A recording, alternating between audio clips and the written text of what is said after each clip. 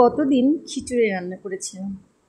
বৃষ্টির দিন জন্য খিচুড়ি রান্না করেছি সেরকম না, বৃষ্টি ছিল তো ছিলই, সাথে প্রচণ্ড ঠান্ডা ছিল। তাই ভাবলাম ঠান্ডা একটু খিচুড়ি রান্না করলে খেতে ভালোই লাগবে। তো যেই ভাবা সেই কাজ, কিচেনে চলে গেলাম। চাল ডাল একসঙ্গে ভালো করে ধুয়ে নিলাম। সেদিন আবার বাড়িতে কারেন্ট ছিল না, সকাল 8টায় চলে গেছে, কারেন্ট আসছে বিকেল 5টায়। তো আমাদের বাড়িতে আবার পানি সমস্যা হয়ে যায় কারেন্ট চলে গেলে, তো পানি আবার বালতিতে স্টোর করেছিলাম, সেই পানি দিয়ে রান্না বান্না সব কিছু চালিয়ে নিচ্ছিলাম। তো চাল ডাল ধুয়ে তারপর পেঁয়াজ আর রসুন খোসা ছাড়িয়ে ধুয়ে নিলাম। এরপরে পেঁয়াজগুলোকে এরকম কুচি কুচি করে কেটে নিচ্ছিলাম। পেঁয়াজ কুচি কুচি করে কেটে নেওয়ার পর রসুনগুলোকেও ঠিক একইভাবে কুচিয়ে নিয়েছিলাম। আমি খিচুড়ি রান্না করলে রসুনগুলোকে এভাবে কুচি করে কেটে দিই, রসুন বাটা খুব একটা ব্যবহার করি না।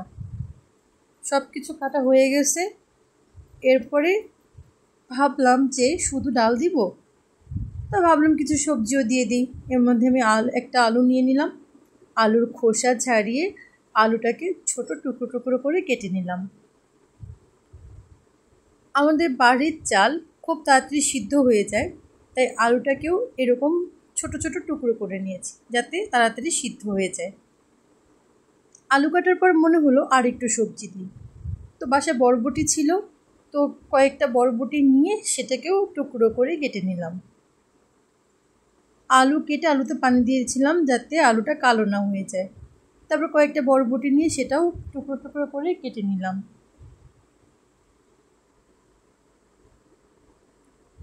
খিচুড়িতে এরকম সবুজ কিছু দিলে সেটা দেখতে খুব সুন্দর লাগে, খেতে তো ভালো লাগেই, দেখতেই সুন্দর লাগে বেশি।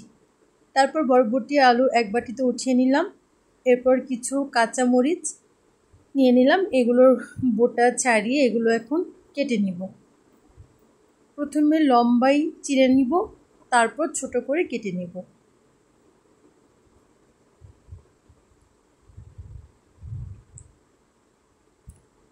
মরিচগুলো আমার কাটা শেষ, এগুলো একটা ছোট বাটিতে উঠিয়ে নেব। মোটামুটি পেঁয়াজ রসুন কাঁচামরিচ আলু বরবটি এগুলো কাটা শেষ। এবার চলে যাব মূল রান্নায়। একটা কড়াই নিব, মোট কথা যে কড়াইতে রান্না করব সে কড়াইটাই নিয়ে নেব। তারপর দিয়ে দিলাম সয়াবিন তেল, তারপর দিয়ে দিলাম ধুয়ে রাখা চাল আর ডাল, তারপর কেটে রাখা কাঁচামরিচটা দিয়ে দিলাম, রসুন কুচি দিয়ে দিলাম, পেঁয়াজ কুচি দিয়ে দিলাম, দিয়ে দিলাম আলু আর বরবটি কুচি করাটা, তারপর লবঙ্গ তেজপাতা ছোট এলাচ দারচিনি গোলমরিচ কিছু দিয়ে দিলাম।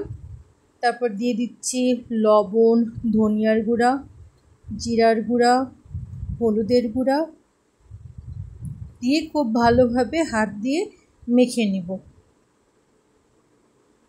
এভাবে খিচুড়ি রান্না করলে হাত দিয়ে মেখে নেওয়া উচিত, এতে টেস্ট অনেক ভালো হয়। তারপর আমি দিয়ে দেব গরম পানি, আমি একটু বেশি পরিমাণে পানি দিয়ে দিব যাতে খিচুড়িটা নরম হয়, কারণ আমি খিচুড়িটা একটু নরম নরমই রান্না করব। তারপর ঢাকনা দিয়ে ঢেকে চুলায় বসিয়ে দিলাম। চুলাটা জ্বালিয়ে দিয়ে ভাবছিলাম খিচুড়ির সঙ্গে কি খাওয়া যায়, তখন বর বলল একটু মুরগির মাংস রান্না করতে, তাই মুরগির মাংস রান্না করে নিচ্ছিলাম। প্রথমে মুরগিটা ভালো করে ধুয়ে নিয়ে এর মধ্যে লবণ মরিচের গুঁড়া জিরার গুঁড়া ধনিয়ার গুঁড়া গরম মশলার গুঁড়া দিলাম, দিয়ে দিলাম হলুদের গুঁড়া, তারপর দিয়ে দিচ্ছি রসুন বাটা আর দিয়ে দেবো আদা বাটা। এগুলো দিয়েও মুরগিটা খুব ভালোভাবে আমি হাত দিয়ে মিক্স করে নিব। ভালোভাবে আমি মেখে নিলাম। তারপর একটা কড়াইতে দিয়ে দিলাম সয়াবিন তেল,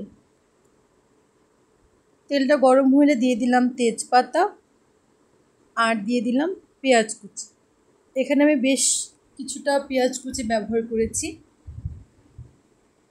পেঁয়াজ যখন এরকম বেরেস্তার মতো হয়ে আসবে সে পর্যায়ে আমি দিয়ে দেব ম্যারিনেট করে রাখা মুরগির মাংসটা।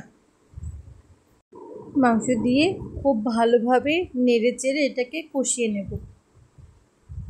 যেহেতু ব্রয়লার মুরগি মাংসটা একটু ভালো করে কষিয়ে নেব।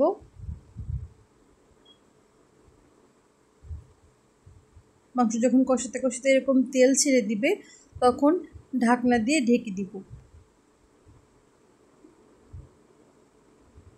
ঢাকনা খুলে আবার ভালো করে নেড়ে চেড়ে নিব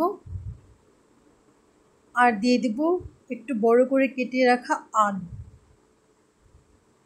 আলু দিয়ে মাংসটাকে আরও কিছুক্ষণ কষিয়ে নিব। তারপর পর্যাপ্ত পরিমাণে পানি দিয়ে দিব যাতে এটা সিদ্ধ হয়ে যায়।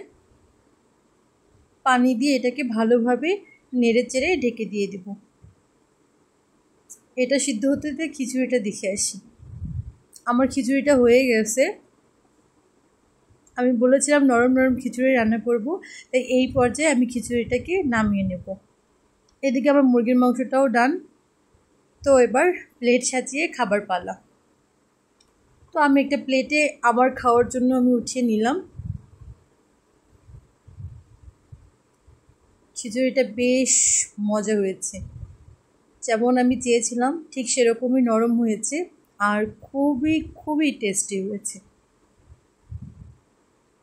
সাথে করেছিলাম এরকম লম্বা বেগুন ভাজা, সেটা ভিডিওতে দেখাতে পারিনি।